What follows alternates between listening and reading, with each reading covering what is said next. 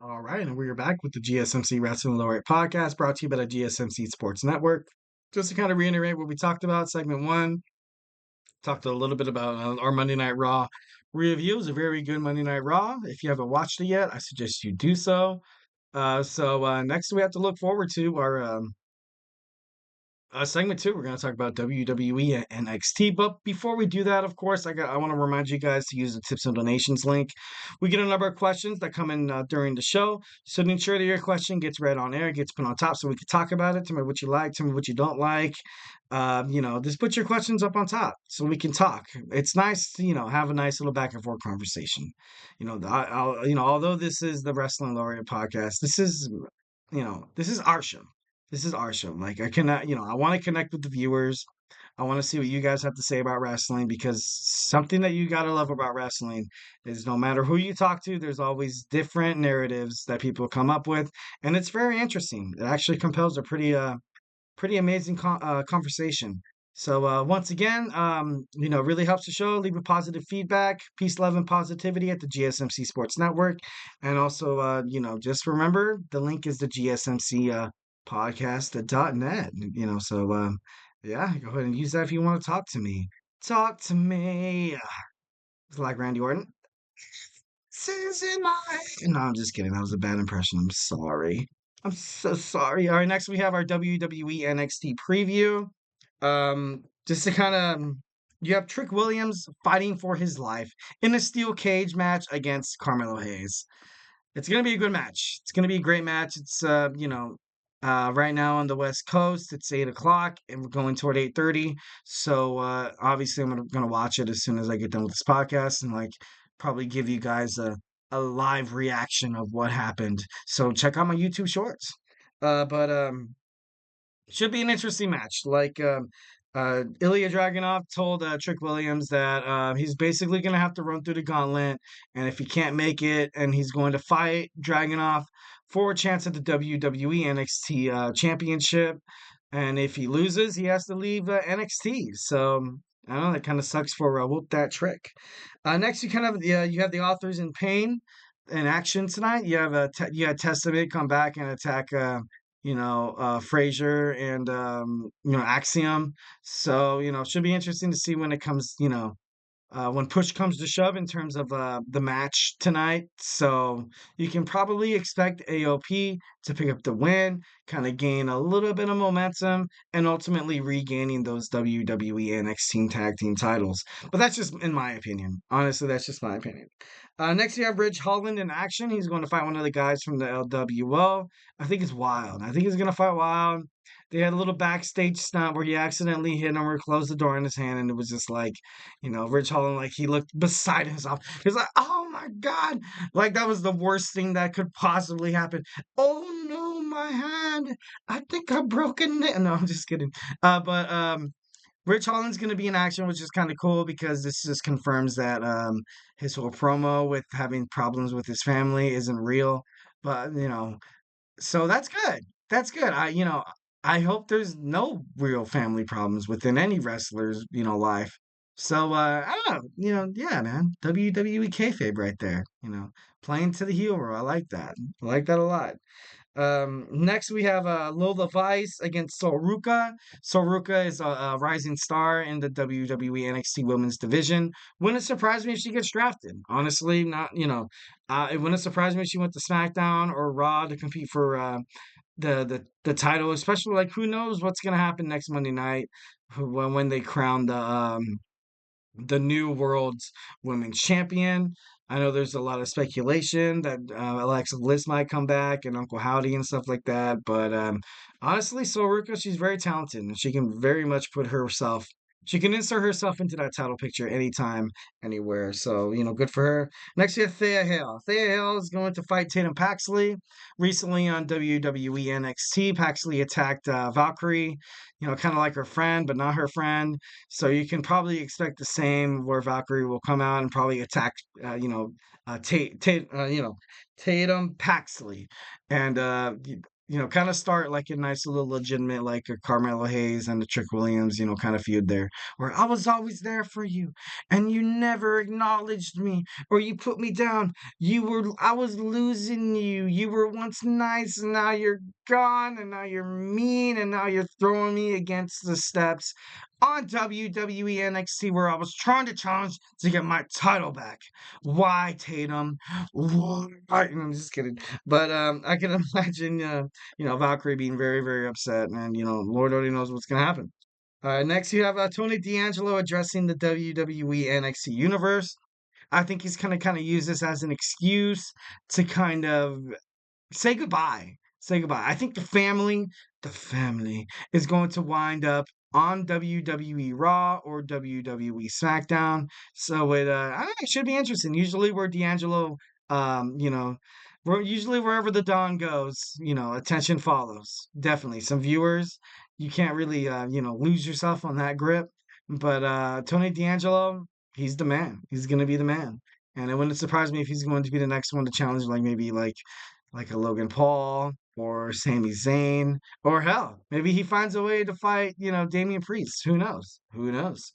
Um, next, we're just going to talk about a little bit about NXT. NXT is going to be able to draft this WWE draft season, which is, I don't think that's ever happened before. I think maybe they've kind of like pinned some superstars over to NXT, but it was never really like NXT selects, yada, yada, yada. But I don't know. I think it's kind of cool. But obviously, you've seen superstars from the main roster. Raw or SmackDown, like the Final Testament, Ivar, Natalia, Chelsea Green, kind of referencing or being at a WWE NXT um, event. So honestly, it wouldn't surprise me if they draft those four superstars. And I don't know, it just kind of makes you think that I think that they are planning to make WWE NXT more than it actually already is. It could be bad, but it could not be bad. They just got to do it right. WWE Creative, Paul Levesque, they got to do it right. They got to do it right. They want to establish that they're not just a developmental brand anymore. NXT will be a third brand, kind of like your Monday Night Raw, kind of like your WWE SmackDown. Usually, the Monday Night Raw is like kind of that edgy, like kind of raunchy, kind of like anything can happen. And SmackDown is like that family show, whereas WWE NXT can kind of be like a developmental, bring people from the independent wrestling circuit, like people like MJF, kind of thing would be pretty cool. But only time will tell. Who knows? Um, of course, this is leading toward the pay-per-view spring breaking for the NXT coming up, and it's crazy to see the WWE NXT kind of going toward the CW. Like the CW is, their broadcast television don't necessarily need. Back in my day, and I know I'm gonna age myself here, we had the little box. We had the box, or we had the bunny ears, and we had that TV with the big thing attached to the back, where you can access channels like two, three. Channel three was usually like the local channels. Obviously you have NBC4, Channel 5, it's just Channel 8, I think, was the Chicago channel where you would see reruns of Friends over and over again. But anyways, it's gonna be pretty awesome. It's gonna be pretty awesome to see what how NXT kind of steps up being on broadcast television.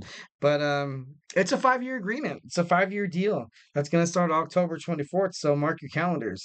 So you can anticipate a lot of top superstars from the WWE kind of landing toward NXT during this draft, simply because they need the attention. They need a big superstar, kind of like how Cody Rhodes is with Raw, kind of like how, well, I don't know how long Roman's going to be out, like how Roman Reigns was for SmackDown. I think going to be on the CW, they're going to have to draft a pretty big name. They're going to have to draft a pretty big name. And to be honest, I see CM Punk going to WWE NXT.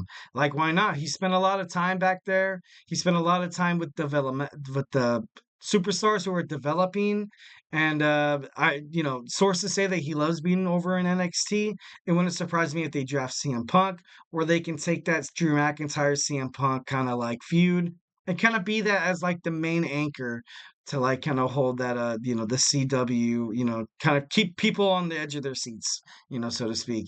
Kind of like that Austin and The Rock feud that went on for just generations, not generations, that went on for years. And us as wrestling fans, kind of, we ate it up, which is, pretty darn cool. So that could possibly be happening. Also, you can have the new bloodline.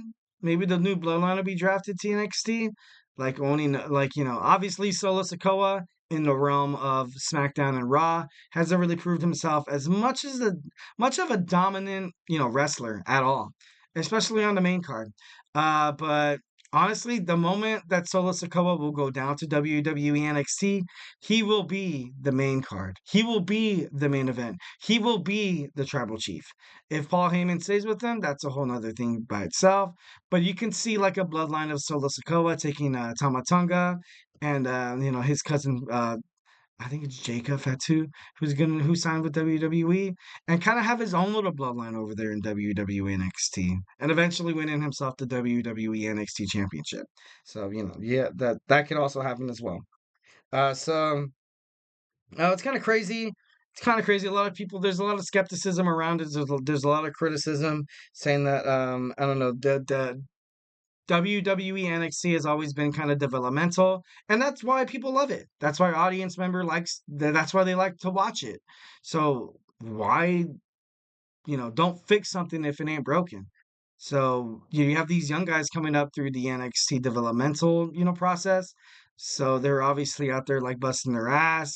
You know, I don't necessarily agree with this notion, but I don't necessarily disagree because I'm kind of in the middle where it comes, when it comes to WWE NXT being its own entity. Because they have tried it in the past where they tried to get something, and it's just I don't know. Like I said, if this is the work, it's it has to be done right. It has to be done well, and because NXT, well, morely like during the Vince McMahon era and what Vince kind of made NXT, it kind of seemed like people who went to NXT it was kind of like a step down.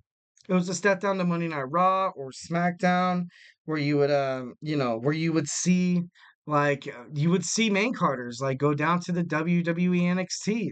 Like, and you got to think about it, from another perspective. Who besides Roman Reigns and Seth Rollins, and excluding the women's division right now? Well, not honestly. Let's absorb the women's division. Like, who else besides Becky Lynch, Bayley, Charlotte, Roman Reigns, Seth Rollins? Who else has kind of made a name out of themselves coming out from NXT? You know, who has made a name? Like, you got to think about names like like Keith Lee didn't really make it, ended up leaving. You had guys like Aleister Black didn't make it, left the company. The Undisputed Era, Adam Cole didn't really make it on the main roster. Guess what? He went to another company. And then you have Samoa Joe, went to another company. Finn Balor, he's on the main card, but he's losing to people like Jey Uso. And you also have Shinsuke Nakamura. Shinsuke Nakamura lost to that young guy on WWE NXT, and it's like, whoa, like what's absolutely happening right now? Like, why? Why would you like tease the fact that WWE NXT superstars could make it up to Raw and SmackDown and kind of be divvied out and transferred to each other if in the past that wasn't really the case? And I think that's the reason why they're getting a lot of scrutiny here of trying to make WWE NXT his own entity. But only time will tell. Then also you have Kevin Owens. Kevin Owens as well. Shayna Baszler, Sasha Banks. Sasha Banks wasn't happy with the WWE creative, ended up leaving and going to New Japan Wrestling and eventually winding up in AEW as the CEO.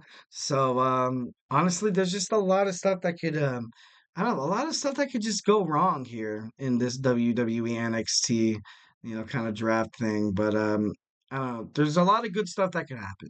There's a lot of maybe it could come out to be super, super cool. We don't know that. But I don't know. And it just makes you think that will there be kind of like another developmental, you had WWE NXT kind of level up here, but it wasn't necessarily kind of like the biggest deal, like you know what I mean?